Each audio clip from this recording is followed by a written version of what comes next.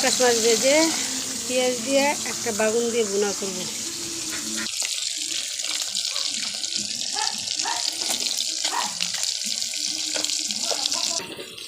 এই তো মাছগুলো উঠে এনেছি, পেঁয়াজগুলো দিয়ে দিলাম।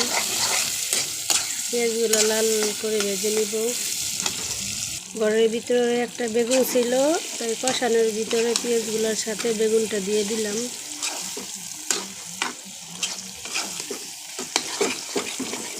তরকারিটা বেড়ে যাবে। শুধু পেঁয়াজটা ভুনা করতে চাইছিলাম পাঙ্কাশ মাছটা, তাই এই ঝুড়িতে একটা বেগুন আছে, বেগুনটাও সাথে দিয়ে দিলাম। এই তো মাছগুলো আলা দিয়ে দিব। কয়েকদিন হয় ঈদ গেল, ঈদে তো সবাই গোশ খেতে খেতে অভক্তি হয়ে গেছে, বিরক্ত হয়ে গেছে। তো আমার মতো সবাই মনে হয় গোশ খেতে খেতে আর মন চায় না গোশ খেতে।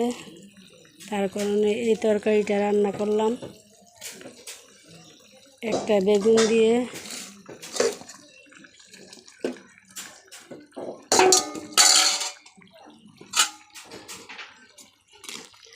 কারণ ঈদের পর গোশ খেতে খেতে আর ভালো লাগে না, ভর্তা বাড়তি শাক পাতা, তাই তরকারি ভালো লাগে।